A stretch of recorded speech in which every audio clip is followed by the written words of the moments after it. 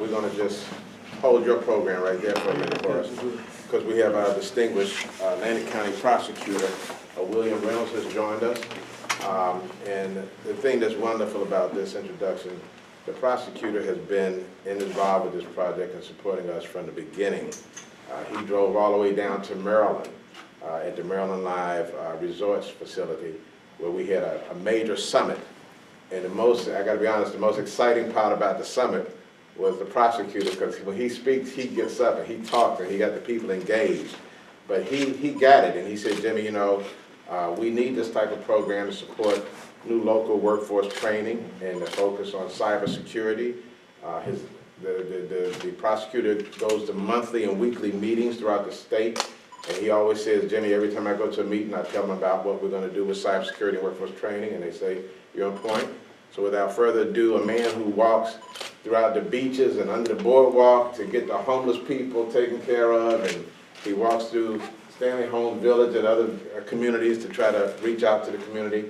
Our wonderful prosecutor, William Reynolds, please address our audience. Sure. We have some folks live and folks here, and thank you very much for coming today. Thanks, Jimmy. Appreciate the opportunity.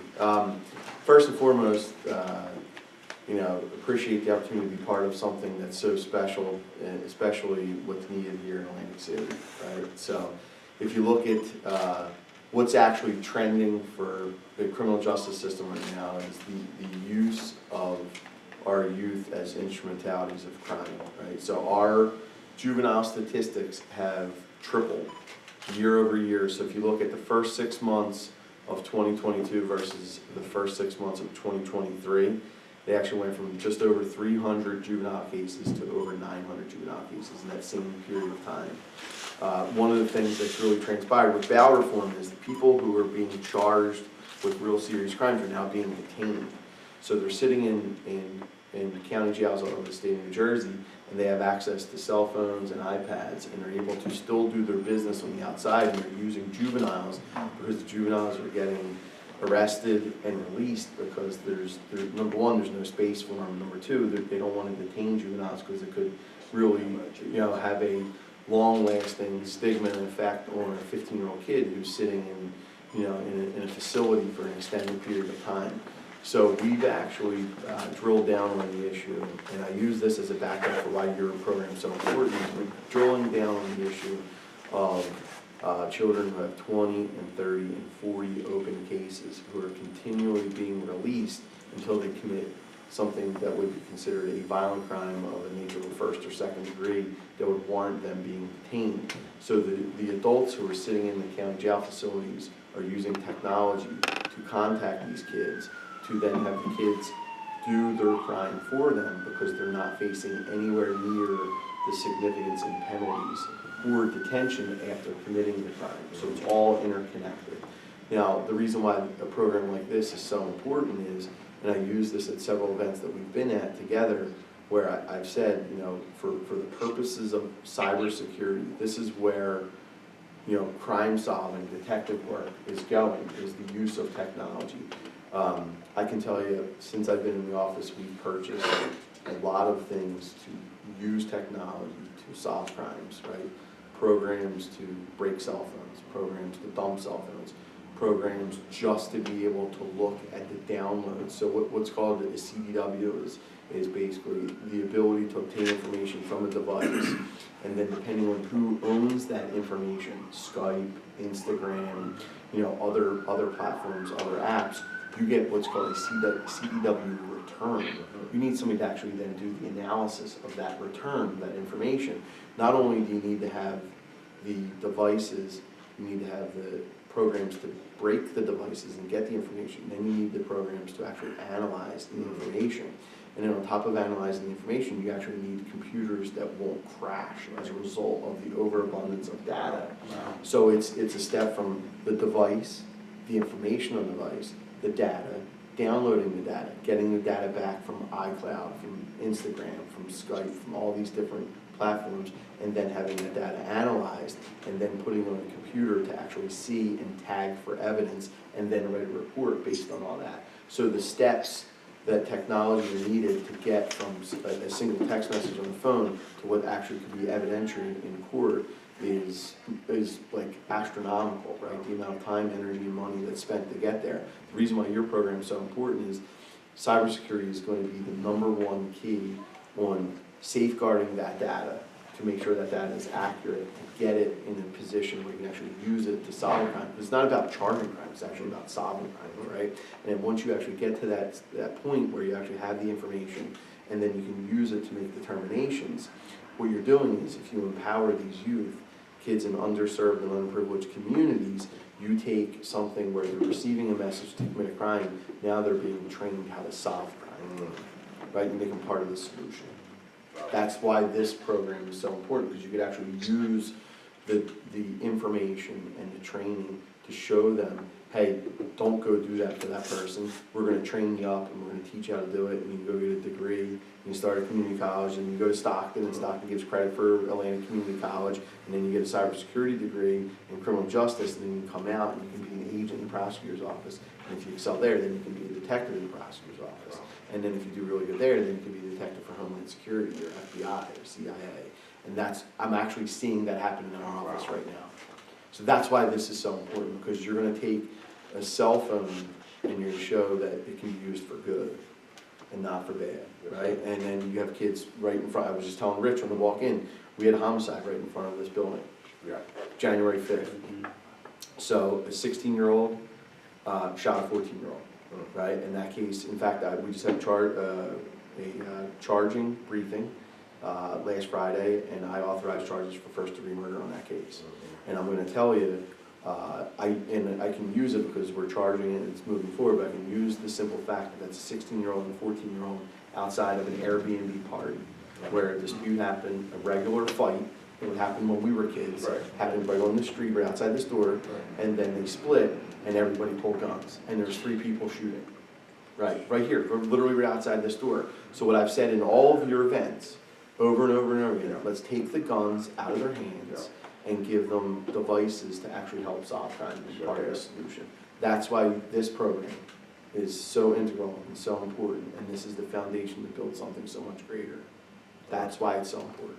Wow, you have said that in every event, and I've always thought about that. He said take crime out of their hands and put technology in their hands to create opportunity for the youth. And just to help be part of the solution.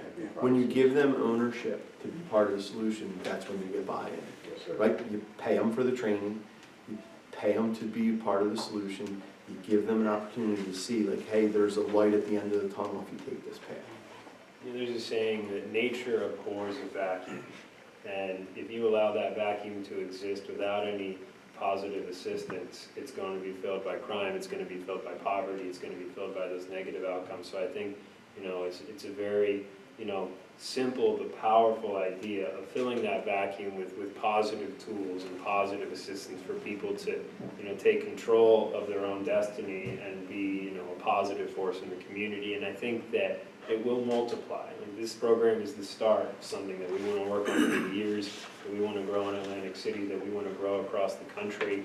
And, I was talking a lot with Horace and about, some of the experiences I have with, high-ranking military officials that come into the congressman's office. And I can tell you, from the local law enforcement level to United States Air Force, there is a demand, there is a hunger for people with cybersecurity skills, with these technological skills, and we're going to provide that right here in Atlantic City, right here in South Jersey. It also gives the kids a purpose for life, a path, a foundation they can build off of. When you give someone a purpose and a foundation, they can build from that. My biggest, pet peeve is the only obstacle is someone saying no. Because there's so many opportunities. When I tell you so many opportunities in law enforcement, there's so many less people that are interested in it because of what public perception is sometimes, right?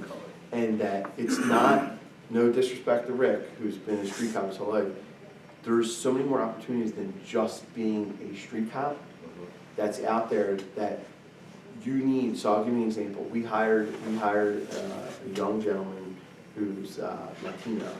He worked in Manhattan.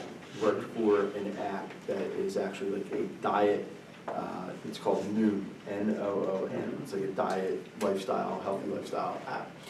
We hired him away from Noom. He was basically a creator, right, for Noom, right, both on the digital side and on the programming side. We hired him away as an agent in our office, and he literally is using technology to analyze all the data that we're capturing to help solve crime. And it literally coordinates cell phone dumps, emails, social media, returns from CDWs for, outside providers.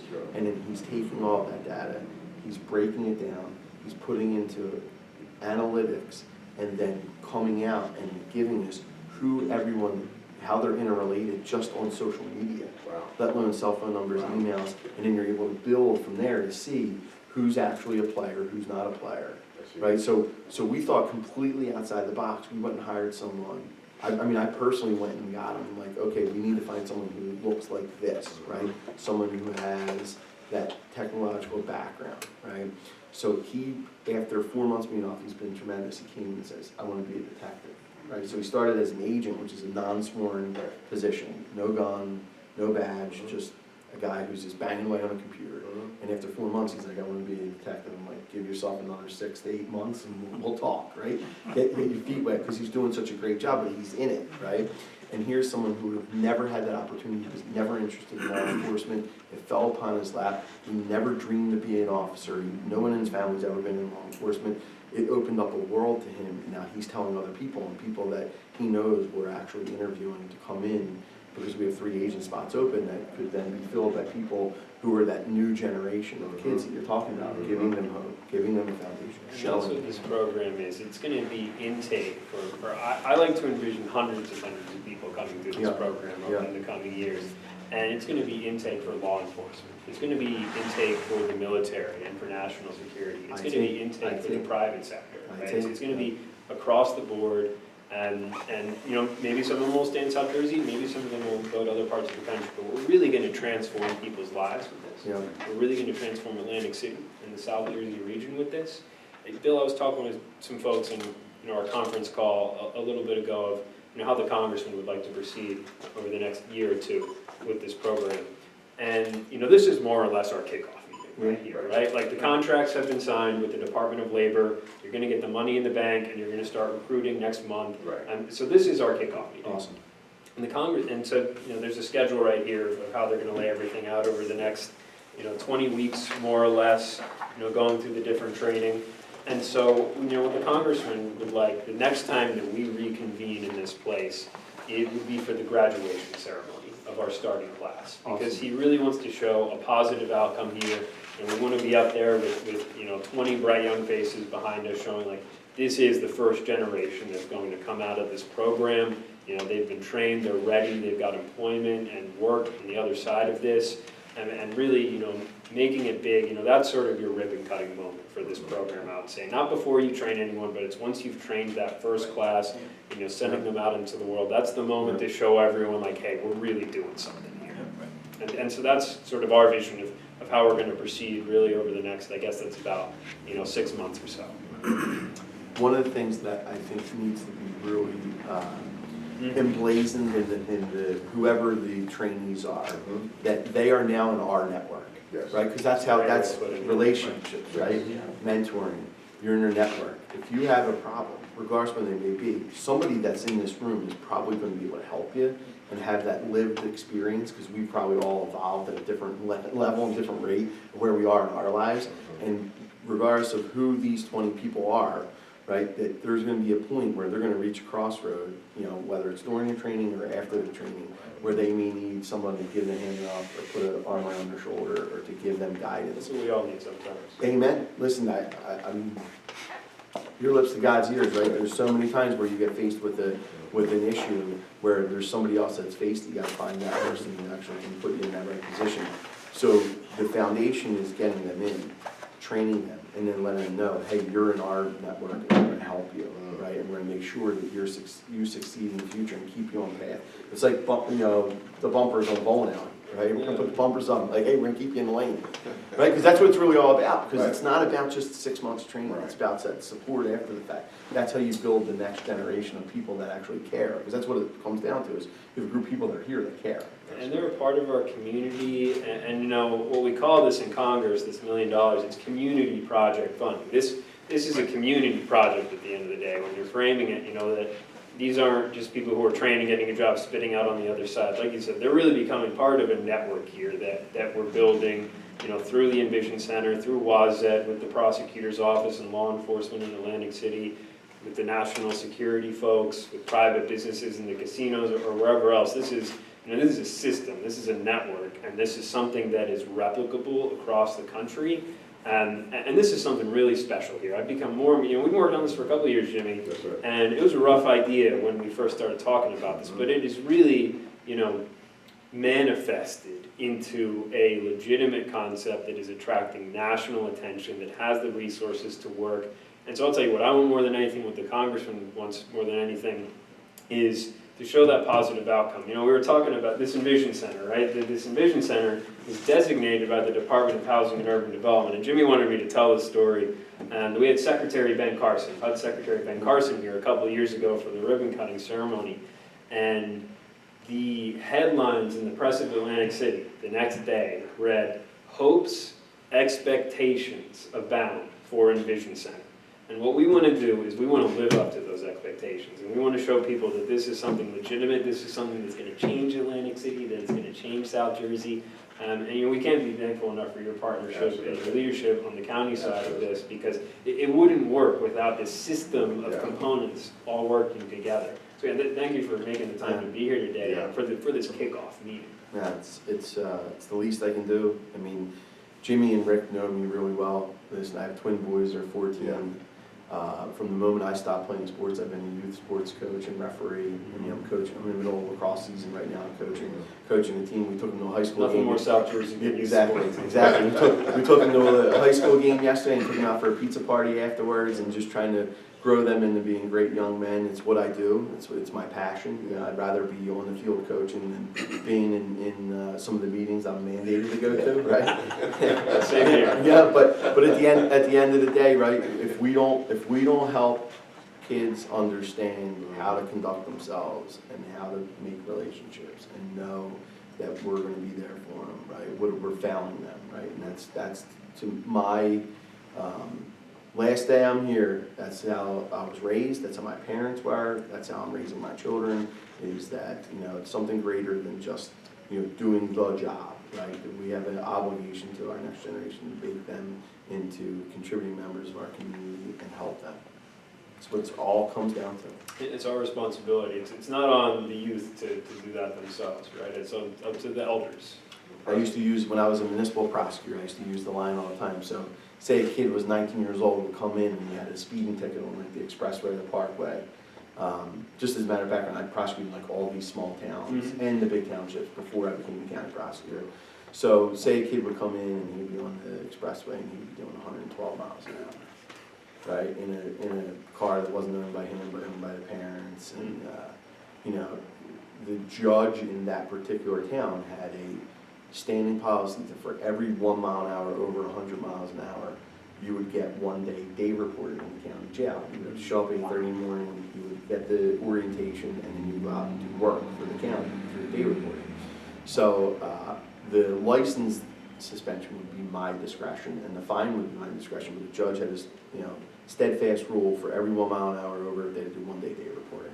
So I would come in and I would talk to the kid, and the parents were there, I'd talk to them. And I would say, listen, it's not your fault.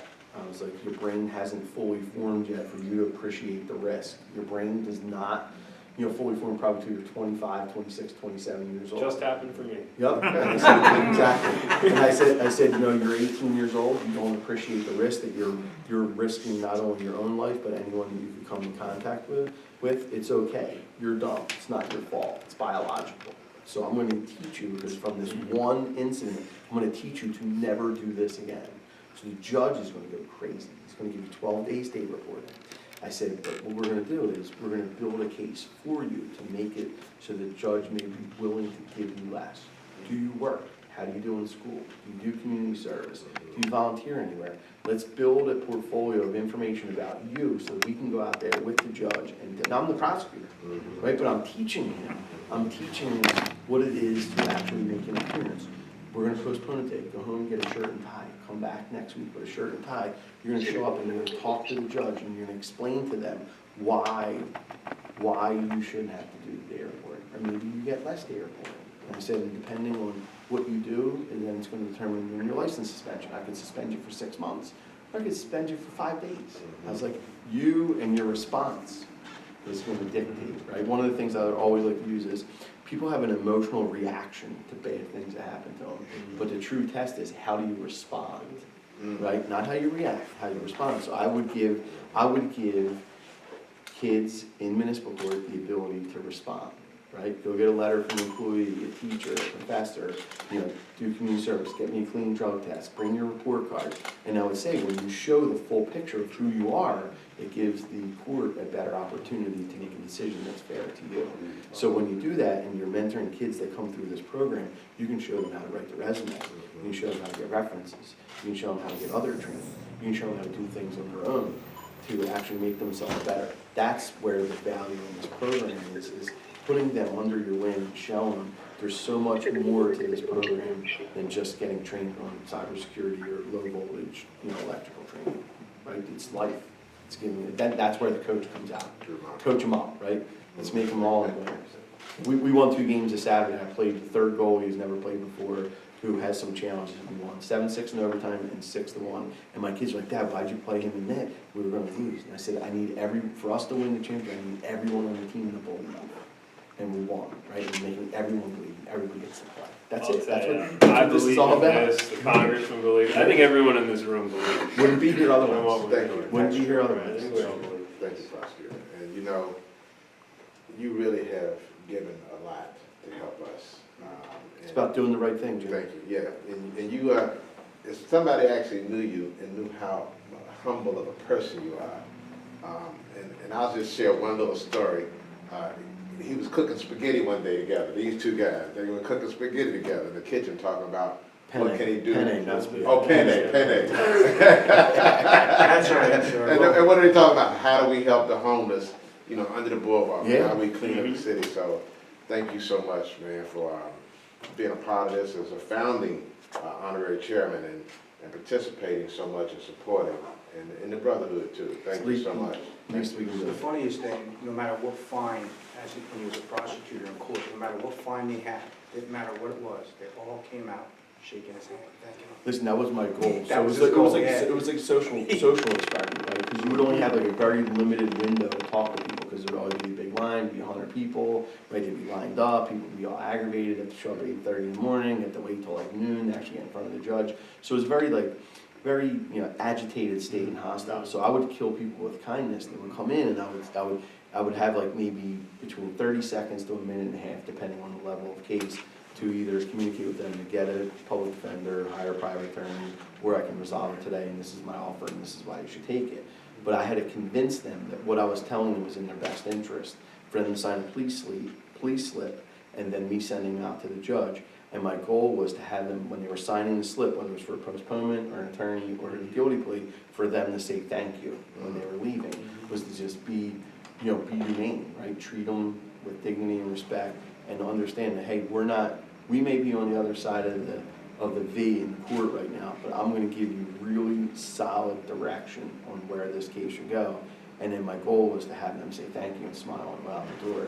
And after doing it, I started in 2012, and by the time I got to 15 and I had multiple courts, I had it down to a well. And by the time I finished in 2021, before I got this job, it was a lock within like 45 seconds. I'm smiling, laughing, I find common ground and get them to say thank you. But it really comes down to how do you treat people. And that's why this training is so important, because you got to treat those kids and the ones that are going to be trained to show them how to treat the next group and the next group, put them in there. Well, before you go, 'cause I know you have to leave, one thing I would like to ask you, your experience with the cyber attacks on the casinos in Atlantic City, because we know that a couple of months ago or something, there was a number of cyber ransom attacks. What has your experience been with this? Sure, so twofold. One is I actually have friends that are in the casino industry that are executives at the very top level. absolutely shut the business down. I mean, come to a screeching halt, right, when there was actually cyber attacks in, and I won't name the specific casinos, but I'm gonna tell you, absolutely shut them down, and, you know, one of them is locally owned, one is corporate owned, and, you know, they were scrambling, right, to actually get the place back up and running. The other thing that goes along the electric grid that we talked about down in Maryland is, you know, using the example, one of the casinos where one of my friends is the CFO, they have like 4,500 employees. Where that casino is located is surrounded by, you know, neighborhoods and people. If the actual power would go out, not only would you lose the casino, would all those people lose their job for the period of time that the grid is down, right? But all the surrounding communities would be without power. So having people trained to make sure, number one, that doesn't happen, or number two, if it does happen, how do you get back online, is so significant, because you would actually not only lose a casino, which I call like a lifeboat, right? So you have 4,500 people that live and work on that lifeboat, that get all their income out of there, eat most of their meals every week in there, and then all the visitors that come down to generate all the extra income and revenue. If something like that would happen, where not only a cyber attack happens or the electric grid goes down, you're talking about millions and millions and millions of dollars lost.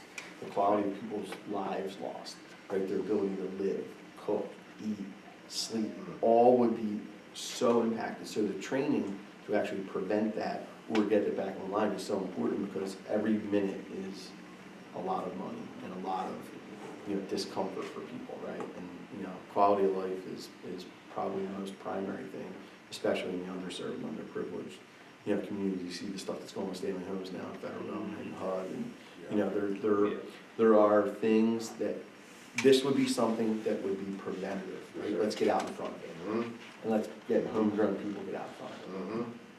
So. Well, we know you have a schedule to keep, so. I got a couple more minutes. Oh, you do? Okay. Yeah, Last couple more question. minutes. I just want to make a couple of comments. Yeah. You know, I'm probably one of the few individuals in the room that's born and raised here, Yeah. and I became part of this project for a couple of reasons. I was a member of an organization called the Peacekeepers. You probably heard of it in Atlantic City. We have 20-some chapters throughout the country. And our goal was every Saturday we would go out to the underserved communities and hang out with the kids and give them some guidance and just be an adult around the children. And I would always complain about how things were in Atlantic City, and I said to myself, you know, that's how I became a peacekeeper. I said, you know, instead of complaining, maybe I need to get more involved in what's going on.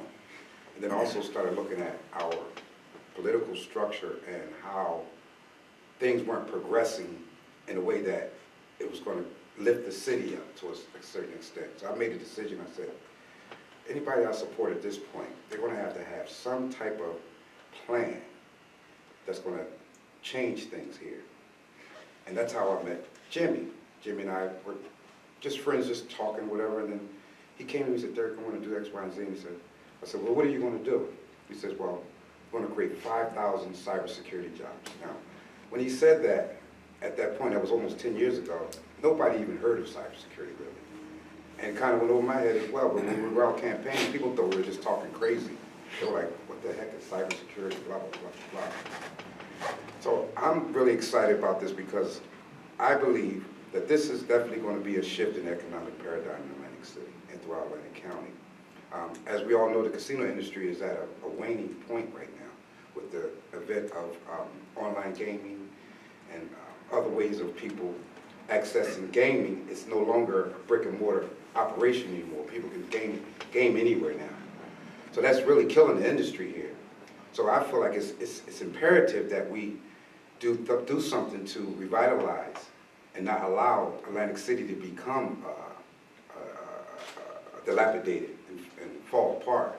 So I believe we all have a responsibility to get involved and ensure that this opportunity to create this economic paradigm moves forward. So I'm just really excited as a native resident that's been born and raised here.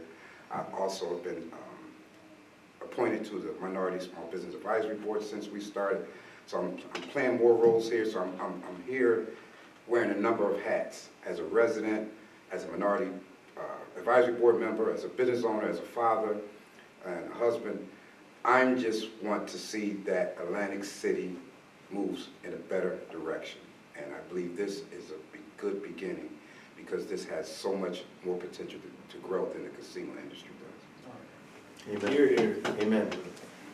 Yeah. Thank you. So to add to your vision and your experience, we believe that cybersecurity training, which crosses many domains, Yep. as you talked about, we believe you can train persons without the need for a four-year degree. Yep. And make them, when I was in school, they called it vocational training. Yep. You had shop and woodwork. Sure. We have ACIT out in Mays Landing. Do you? Exactly, Yeah. yep. So cybersecurity is one of those elements. Yep. That you can train people to be not only productive, but get long-standing careers in a industry that we can see, we're just at the tip of. Yeah, this is the beginning. This is just the beginning. So, that's the energy that we want to put into this. Everybody that comes through is a valuable asset. And even to your point about casinos, I don't know anything about casinos, but what I do know about is jobs. The casino jobs may transition. Instead of having people walking the floor, you're gonna have 200 cyber analysts sitting in a room somewhere trying to protect those digital assets Exactly. that they put out now into people's homes and phones and that kind of thing. So you're just gonna transition the workforce. We can do that. That can be done. So what you get used to from the standpoint of a physical structure to do your gaming, that may change. But the people inside protecting now is gonna increase. It has to increase. Sure.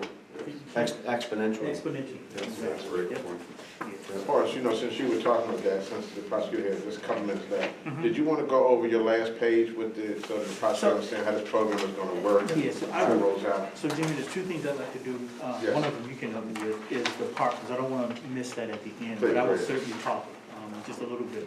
So the program is based on us centering this around recruitment first, getting, and they have to be interested, we're not giving money, because we're gonna have people training them.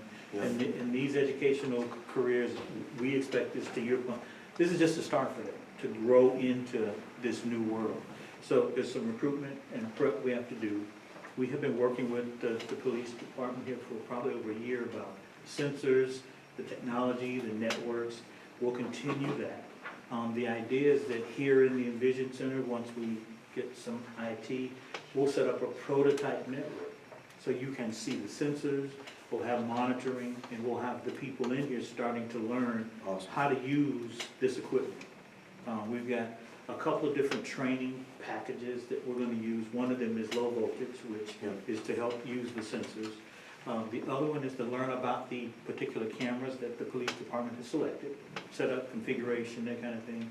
And then we want to teach them about the tools that you can use to start learning how to protect these pieces of equipment. Yeah, the assets. Yeah, the assets themselves. So we want to give them kind of a full suite of awareness and education. This is not look in a book, memorize an answer, and then you go take a test and you pass it. Yeah, this is practical. It's practical. Put tools in the That's tool right. belt. Yeah. Yep. So they start thinking it Yep. and not trying to memorize the answers. So that's kind of what we're about. Practical application. Correct. It is, I was telling Haddon, the thing that we'll work through is the logistics of getting some of the technology in. The supply chain is a little bit kind of crazy now. But we're gonna build it here on a small scale. We're going to transition it to the police department on a broader scale to add either new cameras or new capabilities to the cameras, and then transfer the ability to monitor to the station that the police force uses now. So it's an application kind of transfer, and we believe will help the police department enhance their capability, get some people trained, and hopefully once they get trained, they'll tell their friends, and so now people will want to come to this versus us having to go find them. Yeah. So There's a whole floor on the public safety building, on the top floor, where the whole thing is TVs and there's yeah, cameras. I've seen some of it. Yeah, and that's where it's going, Yep. Okay. right? Yep. That's where it's going, and I know there's a lot of retired police officers that are monitoring the video now, Okay. but I think the wave is having young kids who can not only protect the assets, analyze the assets, and understand how to use it to their advantage as fast and efficient as they possibly can. And I'll say on the technology acquisition front, the legislation through which we secured this earmark, this $1 million, we also did another earmark, another community project for the Atlantic City Police Department, $800,000 for their camera project. And the vision was always to have some level of interaction between those two, that they would feed into each other, because you're providing the workforce side, and those funds would provide the technology side. And so maybe there's a conversation to be had there through that funding line, through that program, of how we can facilitate providing the technology, the equipment you need for your training program. And we've had some early discussions. You guys. Captain Scullin from the police department. How you doing, sir? Do you have any questions or any value you'd like to add to this discussion? Because I know you actually run the facility at the police department. I don't have anything to offer, but I mean, so far. Okay, thank you, sir. Yeah, so we were under the awareness that the police department was doing the cameras and equipment. The thing that we will need is laptops and that kind of things for, that kind of infrastructure here, and we'll work through that. Got the money to do it. Yeah, we got a few dollars. Well, look, we're going to carry on for a few more minutes, but I'm going to get the prosecutor out of here. We can't Yes. thank you enough. Prosecutor. Thank you. It was just, Bill, there's another project we're working on.